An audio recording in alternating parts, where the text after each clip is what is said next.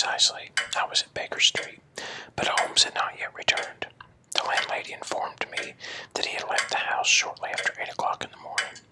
I sat down beside the fire, however, with the intention of awaiting him, however long he might be. I was already deeply interested in his inquiry, for though it was surrounded by none of the grim and strange features which were associated with the two crimes which I had already recorded, still, the nature of the case and the exalted station of his client gave it a character of its own. Indeed, apart from the nature of the investigation which my friend had on hand, there was something in his mastery grasp of a situation and his keen, incisive reasoning which made it a pleasure to me to study his system of work and to follow the quick, subtle methods by which he disentangled the most intrinsicable mysteries. So accustomed was I to his invariable success that the very possibility of his failing had ceased to enter into my head. It was close upon 4 before the door opened and a drunken-looking groom, ill-kempt and side-whiskered, with an inflamed face and disreputable clothes, walked into the room. Accustomed as I to my friend's amazing powers in the use of disguises, I had to look 3 times before I was certain that it was indeed he. With a nod, he vanished into the bedroom, whence he emerged in 5 minutes, tweed-suited and respectable as of old. Putting his hands into his pockets, he stretched out his legs in front of the fire and laughed heartily for some minutes. "Well, really," he cried, and then he choked and laughed again until he was obliged to lie back, limp and helpless, in the chair. "What is it? It's quite too funny. I'm sure you could never guess how I employed my morning or what I ended by doing. I can't imagine. I suppose that you've been watching the habits and perhaps the house of Miss Irene Adler." "Quite so, but the sequel was rather unusual. I will tell you, however. I left the house a little after 8 in the morning in the character of a groom out of work. There is a wonderful sympathy and Freemasonry among horsey men. Be one of them, and you will know all that there is to know. I soon found Byrony Lodge. It's a bijou villa with a garden at the back, but built out in front right up to the road. 2 stories. Chubb lock to the door. Large sitting room on the right side, well furnished, with long windows almost to the floor, and those preposterous English window fasteners with a child, which could open. Behind there was nothing remarkable, save that the passage window could be reached from the top of the coach house. I walked round it and examined it closely from every point of view, but without noting anything else of interest. I then lounged down the street and found, as I expected, that there is a mews in a lane which runs down by the wall of the garden. I lent the ostlers a hand in rubbing down their horses, and received in exchange 2 pence, a glass of half and half, 2 fills of shag tobacco, and as much information as I could desire about Miss Adler, to say nothing of half a dozen other people in the neighborhood in whom I was not in the least interested, but whose biographies I compelled to listen to. "And what of Irene Adler?" I asked. "Oh, she has turned all the men's heads in that part. She is the daintiest thing under a bonnet on this planet. So say the Serpentine Muse to a man. She lives quietly, sings at concerts, drives out at 5 every day, and returns at 7 sharp for dinner. Seldom goes out at other times, except when she sings. Has only 1 male visitor, but a good deal of him. He is a dark, handsome, and dashing man, never calls less than once a day, and often twice. He is a Miss Godfrey Norton, and the Inner Temple. See the advantages of a cabman as a confidant. They had driven him home a dozen times from Serpentine Mews, and knew all about him. When I had listened to all they had to tell, I began to walk up and down near Byrony Lodge once more, and to think over my plan of campaign. This is Godfrey Norton. He was evidently an important factor in the matter. He was a lawyer. That sounded ominous. What was the relation between them, and what the object of his repeated visits? Was she his client, his friend, or his mistress? In the former, she had probably transferred the photograph to his keeping. In the latter, it was less likely. On the issue of the question depended whether I should continue my work at Byrony Lodge or turn my attention to the gentleman's chamber in the temple. It was a delicate point, and it widened the field of my inquiry. I fear that I bore you with these details, but I have to let you see my little difficulties if you are to understand the situation. I am following quite closely, I answered. I was still balancing the matter in my mind when a hansom cab drove up to Byrony Lodge and a gentleman sprang out. He was a remarkably handsome man, dark, aquiline, and mustached, evidently the man of whom I had heard. He appeared to be in a great hurry, shouted to the cabman to wait, and brushed past the maid who opened the door with the air of a man who was thoroughly at home. He was in the house about a half an hour, and I could catch glimpses of him in the windows of the sitting room, pacing up and down, talking excitedly and waving his arms. Of her, I could see nothing. Presently, he emerged, looking even more flurried than before. As he stepped up to the cab, he pulled a gold watch from his pocket and looked at it earnestly. "Drive like the devil," he shouted, "first to Gross and Hinkey's in Regent Street, and then to the Church of St. Monica in the Edgware Road. Half a guinea if you can do it in 20 minutes. Away they went, and I was just wondering whether I should not do well to follow them, when up the lane came a neat little landau. The coachman was his coat only half buttoned, and his tie under his ear, while all the tags of his harness were sticking out of his buckles. It hadn't pulled up before she shot out of the hall door and into it. I only got a glimpse of her at the moment, but she was a lovely woman, with the face that a man might die for. "The Church of St. Monica, John," she cried, "and a half a sovereign if you can reach it in 20 minutes. This was quite too good to lose, Watson. I was just balancing whether I should run for it, or whether I should perch behind her landau when a cab came through the street. The driver looked twice, as such a shabby fare, and I jumped in before he could object. 'The Church of St. Monica,' I said, 'and a half a sovereign if you can reach it in 20 minutes.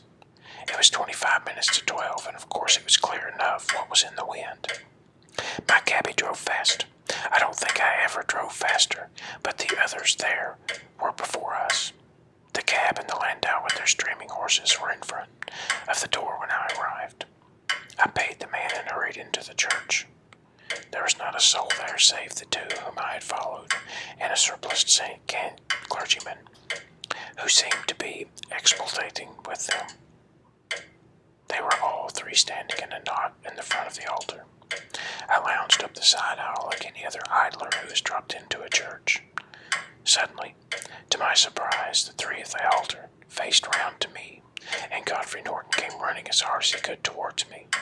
"Thank God," he cried. "You'll do. Come, come." "What then?" I asked. "Come, man, come. Only 3 minutes or it won't be legal." I was half dragged up to the altar, and before I knew I found myself mumbling responses which were whispered in my ear, and vouching for things of which I knew nothing, and generally assisting in the secure typing of Irene Adler, spinster, to Godfrey Norton, bachelor. It was all done in an instant, and there was a gentleman thanking me on one side, and the lady on the other, while the clergyman beamed on me in front. It was the most preposterous position in which I've ever found myself in my life, and it was the thought of it that started me laughing just now. It seems that there had been some informality about their license, that the clergyman absolutely refused to marry them without a witness of some sort, and that my lucky appearance saved the bridegroom from having to sally out into the streets in search of a best man. The bride gave me a sovereign, and I mean to wear it on my watch chain in memory of the occasion. "This is a very unexpected turn of affairs," said I. "And what then?" "Well, I found my plans very seriously menaced. It looked as if the pair might take an immediate departure, and so necessitate very prompt and energetic measures on my part. At the church door, however, they separated, he driving back to the temple, and she to her own house. 'I shall drive out in the park at 5, as usual,' she said as I left him. I heard no more. They drove away in different directions, and I went off to make my own arrangements, which are some cold beer and cold beef," he answered, ringing the bell. I've been too busy to think of food, and I'm likely to be busier still this evening. By the way, Doctor, I shall want your cooperation. I shall be delighted. You don't mind breaking the law? Not in the least. Nor running a chance of arrest? Not in a good cause. Oh, the cause is excellent.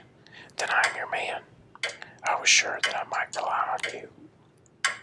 But what is it you wish?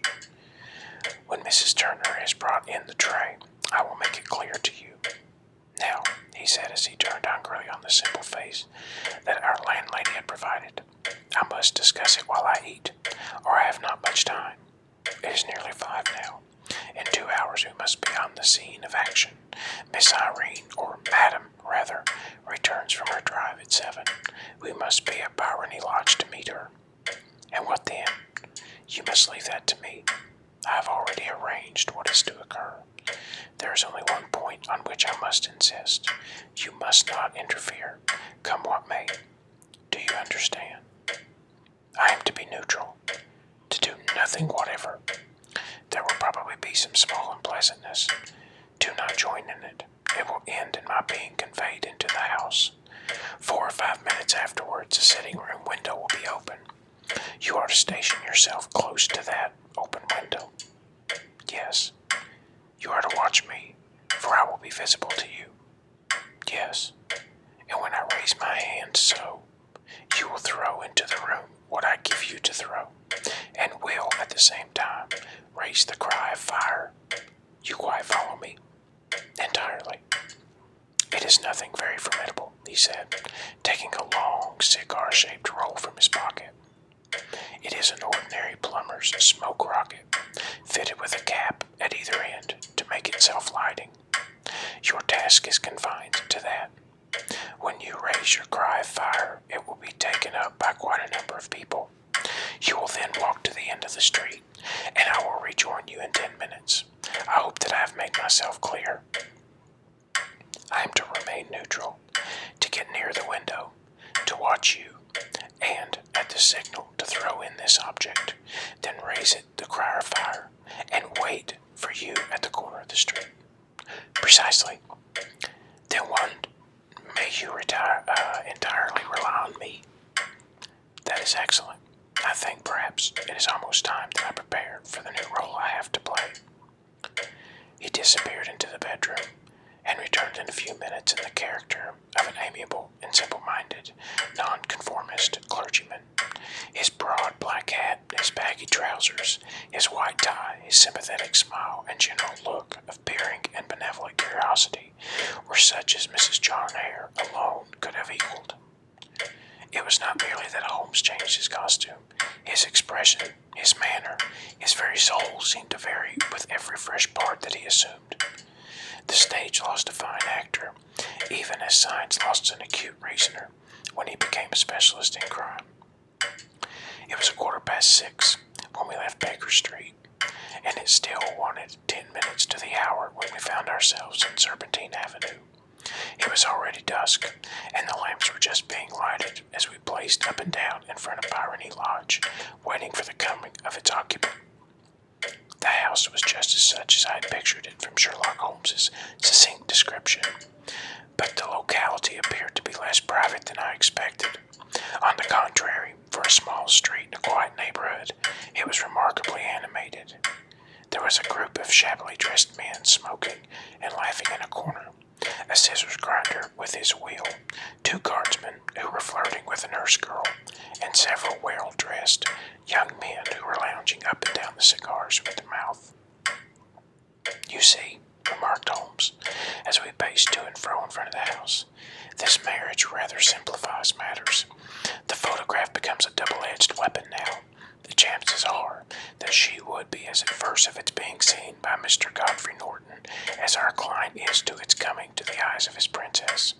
Now, the question is, where are we to find the photograph? Where, indeed? It is most unlikely that she carries it about with her. It is cabinet-size, too large for easy concealment about a woman's dress.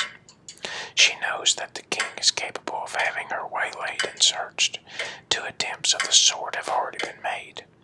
We may take it, then, that she does not carry it with her. Where then? Her banker or her lawyer? There is that double possibility. But I am inclined to think neither. Women are naturally secretive, and they do like their own secreting. Why should she hand it over to anyone else? She could trust her own guardianship, but she could not tell what indirect or political influence might be brought up to bear upon a businessman. Besides, remember that she had resolved to use it within a few days. It must be where she can lay her hands upon it. It must be in her own house. But it has twice been burgled. Phew! That does not know how to look. But how will you look? I will not look. What then? I will get her to show me. But she will refuse. She will not be able to. But I hear the rumble of wheels. It is her carriage. Now carry out my orders to the letter. As he spoke, the gleam of the side lights of a carriage came round the curve of an avenue. It was a smart little landau, which rattled up to the door of Bowerly Lodge. As it pulled up, one of the loafing men at the corner dashed forward to open the door in the hope of earning a copper, but was elbowed away by another loafer who had rushed up with the same intention.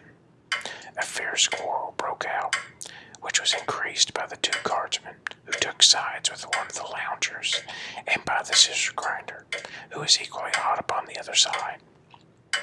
A blow was struck, and in an instant the lady who had stepped from her carriage was the center of a little knot of flushed and struggling men who struck savagely at each other with their fists and sticks. Holmes dashed into the crowd to protect the lady, but just as he reached her, he gave a cry and dropped to the ground, with the blood running freely down his face. At his fall, the guardsmen took to their heels in one direction and loungers in the other, while a number of better-dressed people who had watched the scuffle without taking part in it crowded in to help the lady and to attend to the injured man. Irene Adler, as I will still call her, had hurried up the steps, but she stood at the top with her superb figure outlined against the lights of the hall, looking back into the street. "Is the poor gentleman much hurt?" she asked. "He is not dead," cried several voices. No, there's life in him, shouted another, "but he'll be gone before you can get him to the hospital." "He's a brave fellow," said the woman. They would have had the lady's purse and watch if it hadn't been for him. They were a gang and a rough one, too. Ah, he's breathing. He can't lie in the street. May we bring him in, marm? Surely. Bring him into the sitting room. There is a comfortable sofa. This way, please. Slowly and solemnly, he was borne into Bowerly Lodge and laid out in the principal room, while I still observed the proceedings from my post by the window. The lamps had been lit, but the blinds had not been drawn, so that I could see Holmes as he lay upon the couch. I do not know whether he was seized by compunction at the moment for the part he was playing, but I know that I never felt more heartily ashamed of myself in my life than when I saw the beautiful creature against whom I was conspiring, or the grace and kindliness with which she waited upon the injured man. And yet it would be the blackest treachery to Holmes to draw back now from the part which he had entrusted to me. I hardened my heart and took the smoke rocket from under my ulster. After all, I thought, we are not injuring her. We are but preventing her from injuring another. Holmes had sat upon the couch, and I saw him motion like a man who is in need of air.